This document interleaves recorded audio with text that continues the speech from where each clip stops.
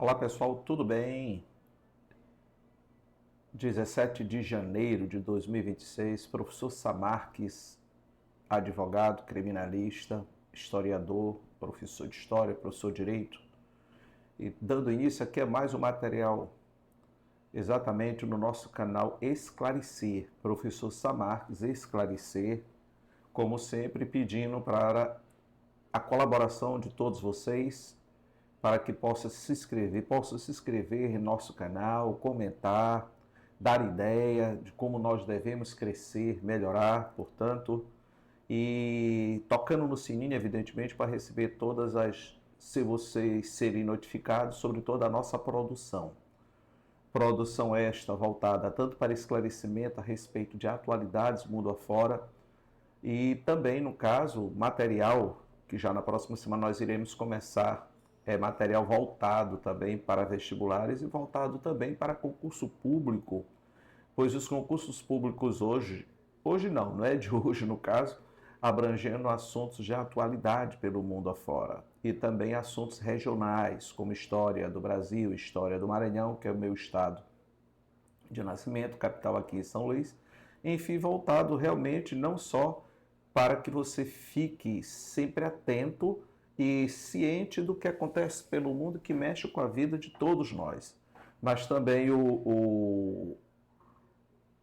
voltado também, como eu já disse, para seletivos e concursos públicos. Muito bem. Vejam só, até a década de 60, os negros nos Estados Unidos eram desprovidos de qualquer direito civil. A coisa era tão absurda que eles não poderiam andar, era proibido o negro andar ao lado de um branco em um ônibus. Raramente até eles conseguiam andar no mesmo ônibus. Até os próprios sanitários públicos, mictórios públicos tinham de negro, tinham de branco. Imagine frequentar escolas junto com brancos, em nenhuma hipótese, em nenhuma hipótese. Então, os movimentos civis dos negros começaram na década de 60 de forma extremamente incisiva. E nesse contexto de luta pelos direitos dos negros, a gente destaca dois homens. Um de nome Malcolm X, também conhecido como Malcolm X, pronúncias diferenciadas, e o outro pastor da Igreja Batista, que foi depois assassinado, chamado Martin Luther King. Ora, os dois tinham visões extremamente diferentes em relação à defesa dos direitos civis dos negros. O Martin Luther King, ele se espelhava muito no modelo de Mahatma Gandhi, que tornou a Índia independente da Inglaterra. A Índia era uma colônia inglesa. Para vocês terem uma ideia do absurdo, na Índia, os ingleses, por exemplo, produziam ópio exatamente também distribuindo esse ópio na China, dizendo que se tratava de medicamento para drogar o povo chinês e assim facilitar o domínio. Inclusive, isso aí gerou a guerra do ópio entre China e Inglaterra, e que a Inglaterra venceu os chineses, acabando por dominar a região de Hong Kong, situação essa que ficou até a década de 90 os ingleses dominando. Então, o que era a Índia para a Inglaterra? Era um gigantesco mercado consumidor dos produtos industrializados ingleses e, ao mesmo tempo, uma área gigantesca que fornecia matéria-prima para o parque industrial inglês. Muito bem. Então, Mahatma Gandhi, um jovem advogado, lutou e conseguiu conquistar a independência da Índia em 1947. Como? Através da resistência pacífica e a desobediência civil. Quando os soldados, como é que se tratava essa resistência pacífica e desobediência civil? Primeiro, conscientizando o povo indiano a não comprar os produtos ingleses. Segundo, conscientizando o povo indiano a não ser utilizado enquanto mão de obra para produzir matéria-prima para os ingleses. De tal maneira que os indianos, em massa, eles ficavam parados para não terem que trabalhar mais para os ingleses. As tropas inglesas chegavam, maltratavam, torturavam, atiravam, assassinavam os indianos, e os indianos, eles geralmente não reagiam sob a orientação de Mahatma Gandhi na chamada resistência pacífica. Essa temática ela foi muito abraçada por Martin Luther King, que pregava exatamente uma resistência pacífica na defesa da conquista dos direitos dos negros norte-americanos. Enquanto que o Malcolm X ou Malcolm X, diferentemente, ele pregava a resistência armada, realmente a utilização de armas contra o racismo e exatamente buscando direitos civis para os negros. Então, Malcolm X ou Malcolm X pregava a reação violenta onde os afro-americanos, os negros americanos, munidos de armas, resistiam realmente àquelas práticas de puro preconceito dos norte-americanos. E logo o Malcolm X ou Malcolm X, ele foi abrandando com o tempo a sua metodologia de reação violenta, portanto armada contra os brancos, diante da violenta prática de racismo perpetrada pelos norte-americanos até a década de 60, foi abrandada quando ele abraçou o islamismo sunita. E ele acabou sendo assassinado em 1964. Em 1963, nasceu um grupo de resistência negra moldado exatamente nessa resistência armada chamado Panteras Negras. Diante de você, para vocês terem uma ideia do que os negros norte-americanos passavam, eu indico para todos vocês, assistam a 3 filmes baseados em fatos. Exatamente fatos estes que aconteceram na década de 60 nos Estados Unidos. Um deles é Mississippi em Chamas, o outro é Tempo de Matar. São filmes fenomenais, filmes fantásticos, que mostram muito bem o que aconteciam com os negros em território norte-americano. Então, o grupo político revolucionário afro-americano que nasceu em 1966 foi o grupo dos Panteras Negras, inspirado exatamente na postura de Malcolm X ou Malcolm X. E quem criou esse grupo foi exatamente Huey Newton e também o chamado Bob Seale, em Oakland, na Califórnia, que eles reagiam armados contra a violência policial, contra o racismo, defendendo os direitos civis dos negros e fazendo a autodefesa, ou seja, a autodefesa contra as práticas violentas dos brancos perpetradas contra os negros que lutavam para terem direitos civis. Muito bem. Então, e Martin Luther King Marx, como eu já disse a vocês, que acabou sendo assassinado depois, ele pregava realmente métodos pacíficos. Olha o que está acontecendo hoje nos Estados Unidos. O grupo ICE, que é a política de imigração norte-americana, ultimamente tem até entrado nas residências de norte-americanos natos. Existem vários vídeos deles dizendo, inclusive, que tem que abrir as casas, principalmente pessoas de cor. Resumindo, claramente uma postura preconceituosa, racista, não só contra os imigrantes supostamente legais no país. E o que retornou agora com muita força nos Estados Unidos? Exatamente a partir da Filadélfia, o partido chamado Partido dos Panteras Negras. Busque na internet vídeos, principalmente da Filadélfia, com negros norte-americanos, seguidores do Partido dos Panteras Negras, armados com espingardas calibre 12. Vocês sabem da flexibilidade de se comprar arma nos Estados Unidos, inclusive armamento pesado, como espingarda calibre 12 e outras espingardas potentes cartucheiras, por exemplo, exatamente pregando reação armada, reação violenta contra as práticas violentas perpetradas pelo ICE.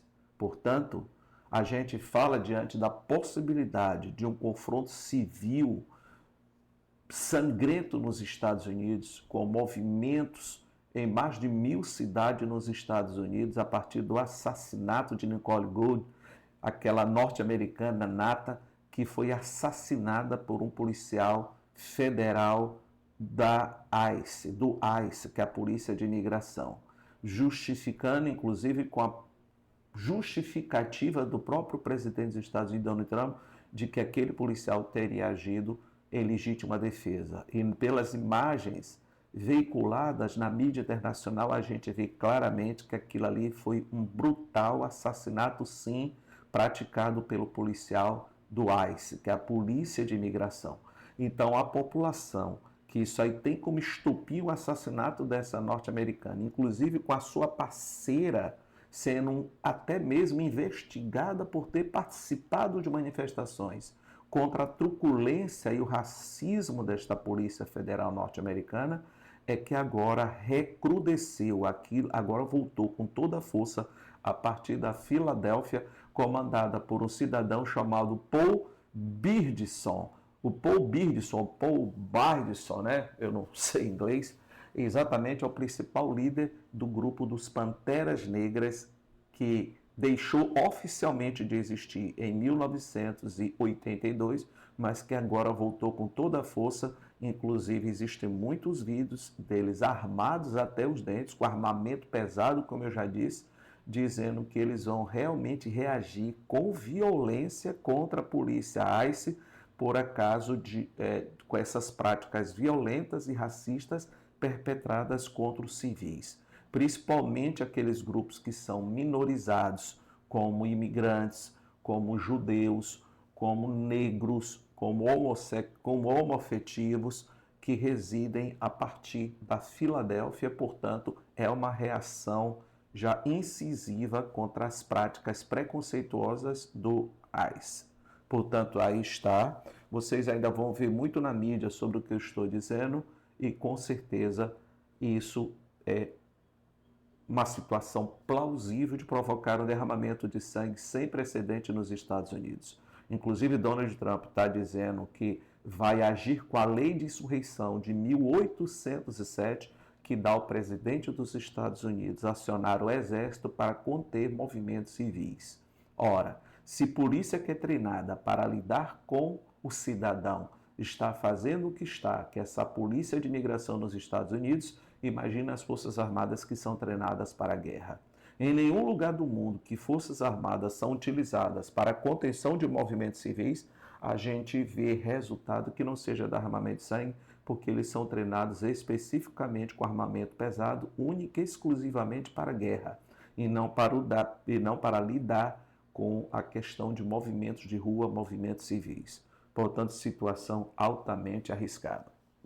Uma outra situação, pessoal, muito delicada que aconteceu de antes de ontem para hoje, que está sendo altamente divulgado, é que um senador russo de nome Dmitry Rogozin é um senador russo que já foi chefe chefe da Agência Espacial Russa e também já representou a Rússia junto à OTAN. E o que ele diz? Ele deixou bem claro, e o seu comentário foi corroborado por Dmitry Medvedev e pelo próprio Vladimir Putin, de que, caso os Estados Unidos insistam no domínio da Groenlândia, será o início do fim do mundo. Ora, Samarcos, isso aí tem uma certa conotação de verdade? Tem, pessoal. Veja só. Qual foi o primeiro momento que o mundo por pouco não foi destruído? Foi em 1962, na chamada crise dos mísseis nucleares em Cuba. Eu vou recapitular um pouco para vocês. Em 1959, Fidel Castro e Ernesto Che Guevara comandaram a Revolução Cubana, que derrubou o ditador de Cuba, General Fulgêncio Batista, aliado norte-americano. Muito bem. Parte da elite cubana conseguiu fugir para os Estados Unidos. Essa parte da elite que não aceitava as reformas perpetradas por Fidel Castro e Che Guevara, como nacionalização, por exemplo, do capital estrangeiro, a autogestão operária do que tinha de parque industrial e produção em Cuba, assim como reforma agrária, inclusive nas terras do pai de Fidel Castro, essa elite que não aceitou, que fugiu para os Estados Unidos. Muito bem. Em 1960, venceu a eleição nos Estados Unidos John Fitzgerald Kennedy, o John Kennedy. Em 1961, John Kennedy mandou a CIA, Central de Inteligência dos Estados Unidos, treinar aquela parte da elite cubana que fugiu para os Estados Unidos, desembarque de helicópteros com armamento norte-americano, para que pudesse desembarcar na Baía dos Porcos, em Cuba, para derrotar, para matar Fidel Castro e sufocar aquilo que foi a Revolução Cubana. E assim aconteceu. Foram para lá com armamento norte-americano em 1961 e invadiu a Baía dos Porcos, aquela parte da elite cubana que fugiu para os Estados Unidos, treinada que foi pela CIA, pelos Estados Unidos, com ordem de John Kennedy. O que acontece é que Fidel Castro já sabia do que iria acontecer, de tal maneira que os revolucionários estavam à espreita, enfrentaram os invasores da Baía dos Porcos, o tiroteio aconteceu e eles foram derrotados. Muitos fuzilados, muitos presos foram depois sendo fuzilados, de tal maneira que a invasão da Baía dos Porcos fracassou. Qual era a certeza de Fidel Castro? Que o próximo passo dos Estados Unidos seria invadir Cuba. Daí que ele pediu ajuda para a União Soviética. E a União Soviética, de pronto, colocou mísseis nucleares em Cuba. Mísseis nucleares com capacidade de, em poucos segundos, varrerem os Estados Unidos do mapa. Mas por que de pronto a União Soviética aceitou colocar esses mísseis nucleares em Cuba? Porque anteriormente os Estados Unidos colocaram mísseis nucleares Júpiter na Turquia apontados para a União Soviética. Então, quem primeiro apontou arma nuclear para o rosto de quem, professor Samarques? Quem primeiro afrontou foi exatamente o norte. Os Estados Unidos foram os primeiros a afrontar os soviéticos, colocando esses mísseis tipo Júpiter em território turco, afrontando a União Soviética. Então, com a Revolução Cubana, com esse rompimento da dependência com os Estados Unidos, exatamente a União Soviética de pronto colocou esses mísseis, e quando os Estados Unidos descobriram essas armas tão próximas, começou uma crise que durou 13 dias, e por pouco o mundo não foi destruído. Assistam, reitero a indicação, o filme Os 13 Dias que Abalaram o Mundo. Então, o que vai acontecer para o mundo não ser destruído? A União Soviética retirou os mísseis de Cuba, os Estados Unidos retiraram os mísseis Júpiter da Turquia, e os Estados Unidos prometeram que enquanto Fidel Castro vivesse, eles jamais iriam invadir Cuba. Repare que Fidel Castro já morreu há um bom tempo. Então, e agora o que acontece? Os Estados Unidos querem dominar a Groenlândia. Olha só, é por isso que Cuba não consegue respirar desde 1962. Desde 1962 até hoje, Cuba vive sob embargo econômico, sob o bloqueio naval imposto pela Marinha de Guerra dos Estados Unidos. Então, qualquer navio que entre em Cuba só pode entrar se a Marinha de Guerra dos Estados Unidos deixa. Isso vem desde 1962 até hoje. É por isso que em Cuba, quem tem uma televisão a cores é gente muito da elite. E os carros cubanos praticamente são carros da década de 60 do Brasil. Além de que os equipamentos hospitalares são enferrujados, porque da época da União Soviética, que deixou de existir em 1991. Portanto, o país é sufocado economicamente por causa desse bloqueio naval imposto pelos Estados Unidos de 62 até hoje. É por isso que Cuba é assim. Assistam, por favor, Os 13 Dias que Abalaram o Mundo. Voltando para a Groenlândia. Se por acaso os Estados Unidos conseguirem dominar a Groenlândia, eles irão colocar armamento nuclear na frente de cara para a Rússia. Por que Vladimir Putin invadiu a Ucrânia? Porque a Ucrânia faz fronteira com a Rússia. E os Estados Unidos a Ucrânia estava prestes a entrar na OTAN, seria colocar armas nucleares na fronteira da Rússia. Além do mais, esse sistema Domo de Ouro, que é um aperfeiçoamento do Iron Dome, que é o Dome de Ferro de Israel, que é um sistema de interceptação de mísseis, portanto é um guarda-chuva que destrói mísseis em pleno espaço. Então, esse Dome de Ferro, criado por Israel, assim como o estilingue de Davi, esse Dome de Ferro ele foi aperfeiçoado pelos Estados Unidos, que está investindo R$1 trilhão para instalar o Domo de Ouro na Groenlândia e também, consequentemente, armamento nuclear de frente para a Rússia.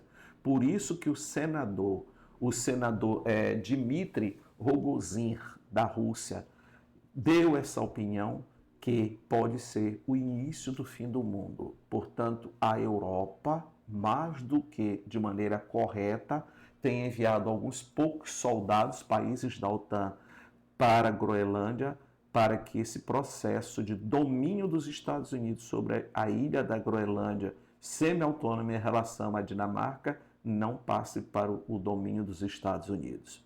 Além de ser uma região que está em pleno processo de congelamento com o aquecimento do planeta Terra, mas também é uma questão que vai gerar rotas comerciais extremamente interessantes para os Estados Unidos, mas também é uma região estratégica militar que vai afrontar a Rússia, a China e a Coreia de frente com armamento nuclear. Sem deixar de ressaltar que lá tem lantânio, lá tem neodímio, por exemplo, que produz o superímã para equipamento hospitalar, para a produção de mísseis, para a produção de celular, na indústria fina de veículo automotor. Resumindo, lá tem muitos metais raros a partir de terras raras e que os Estados Unidos querem dominar na Groenlândia. Uma região de muito petróleo, de muito ouro, uma região rica em riquezas minerais. Então, os estados na Groenlândia têm 3 situações básicas. As rotas comerciais que estão sendo abertas pelo descongelamento, pelo degelo da Groenlândia. Segundo, estratégia militar contra a Rússia, a China e a Coreia do Norte, o próprio Irã. E, finalmente, as riquezas minerais que eles querem dominar. Outra situação extremamente delicada. Vocês já viram que o Donald Trump convidou Lula para fazer parte do Comitê de Reconstrução da Faixa de Gaza? Com certeza, eu não sei se vocês concordam com a minha opinião, mas isso é uma típica arapuca. Comente aqui, por favor, comente aqui. Por que tipicamente arapuca? Para saber qual vai ser o lado que definitivamente o Lula vai abraçar. Ora, reconstruir a faixa de Gaza para quê? Pelos Estados Unidos, por Israel, para construir grandes e luxuosos resorts, por interesses financeiros de Benjamin Netanyahu, primeiro-ministro de Israel, de Donald Trump, com seus conglomerados empresariais? Vocês viram agora, por exemplo, que o primeiro grande lote de petróleo da Venezuela, Donald Trump vendeu a preço de banana para um dos principais financiadores da sua campanha eleitoral. Aí está, interesse financeiro próprio de Donald Trump. Então, qual é o sonho deles? A faixa de Gaza é uma região linda, eu conheço a faixa de Gaza. Ela fica de frente para o lindíssimo Mar Azul Mediterrâneo. O Mar Mediterrâneo bate em Gaza, uma região com 40 quilômetros de comprimento de praias belíssimas. E 10 quilômetros é a maior largura e chega até 4,5 km a largura da faixa de Gaza. Inclusive, essa faixa aqui, Palestina, que está aqui atrás de mim, eu ganhei em Gaza. Então, o que acontece? Botar Lula nessa situação, já que provavelmente os palestinos em Gaza não terão sua terrinha de volta e eles vão lucrar com esses grandes empreendimentos de resorts em Gaza. Então, olha a situação delicada que eles colocaram para Lula. Então, tomara que ele tenha uma boa resposta para não aceitar esse convite e deixar isso para eles se virarem para lá e dizer, olha, o próprio Lula, que defende a paz mundial, está fazendo isso aí, de querer prejudicar vocês, que a gente quer reconstruir para melhorar a vida de vocês. Vocês acham mesmo que Israel está preocupado com a vida do palestino? Você acha mesmo que os Estados Unidos estão preocupados com a vida do povo palestino, que está em absoluta situação de miséria, que a região foi totalmente destruída com as armas norte-americanas e alemães? Comente, por favor. É ou não é uma tentativa de armar para Lula e deixar o rapaz numa saia justa? Ora, pessoal, além do mais, Trump quer colocar em prática a antiga doutrina Monroe, ou corolário Roosevelt, o Big Stick Policy, América Latina. Ou tu aceitas o meu domínio econômico, ou nós iremos te agredir militarmente. Começou com a doutrina Monroe em 1823 e continuou com o Big Stick Policy de Theodore Roosevelt em 1904. E eles deixaram bem claro que eles iriam restabelecer o quintal norte-americano, que é a América Latina, cujo principal país é o Brasil. Vejam só, pessoal. A última balança comercial agora, nós comercializamos com a China 171 bilhões de dólares, enquanto que com os Estados Unidos apenas 83 bilhões de dólares. Repetindo, a China hoje tem uma balança comercial com o Brasil que é o dobro em relação aos Estados Unidos. A China é o principal parceiro do Brasil. Ora, veja só, a China, por exemplo, investiu 20 bilhões na infraestrutura portuária da Venezuela. A China está investindo em toda a América Latina fortemente, inclusive construiu o porto de Xangai no Peru. O porto de Xangai no Peru fica a pouquíssimos quilômetros da capital do Peru, que é Lima, de 3,4 bilhões. É um dos portos com maior capacidade para gigantescos navios construídos pela China, o porto de Xangai, no Peru. Qual é o objetivo? Acabar com a dependência do Canal do Panamá, dominado pelos Estados Unidos, que liga o Oceano Atlântico ao Oceano Pacífico. Vocês sabem que o Canal do Panamá é, na prática, de forma imperialista, dominado pelos Estados Unidos e que eles dificultam muito a passagem dos navios chineses. Então, a China construiu o porto de Xangai, no Peru, porque a China quer ligar o Atlântico ao Pacífico. E vejam só, o que a China quer agora com o Brasil? Construir uma ferrovia cujo investimento inicial, pode chegar a 100 bilhões de dólares, ou seja, aproximadamente meio trilhão de reais. Isso, investimento inicial. Uma ferrovia com aproximadamente 5 mil quilômetros, que deverá sair de Ilhéus, na Bahia, atravessar o Brasil de leste a oeste, atravessar a Amazônia, atravessar a Cordilheira dos Andes, até chegar ao Porto de Xangai, no Peru, ligando o Oceano Atlântico, que banha a costa brasileira, exemplo, Ilhéus, na Bahia, ao Oceano Pacífico, que banha o Peru, para acabar com a dependência do Canal do Panamá, controlado pelos Estados Unidos, e diminuir também, substancialmente a distância entre a América Latina e a China, em pelo menos de 8 a 12 dias de navio, de viagem comercial.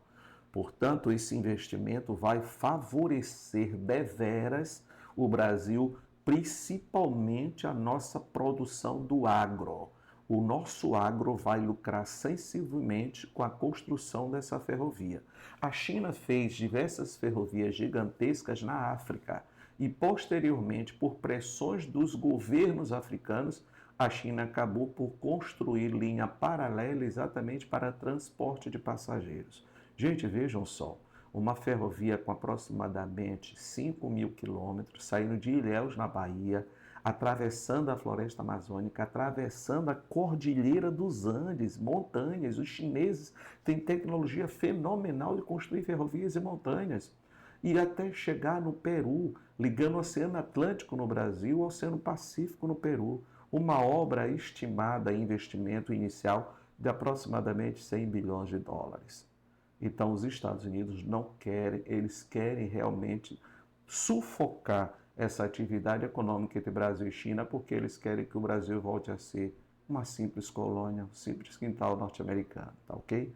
Muito obrigado pela atenção de todos. Curta o nosso material, critique, dê ideia para nós avançarmos e, como sempre, peço a vocês para que vocês toquem lá no sininho para serem notificados todas as vezes que a gente produzir algum material. São assuntos de atualidade, tratados de maneira crítica, extremamente respeitosa. Comente, por favor. Beijo no coração, professor Samarques.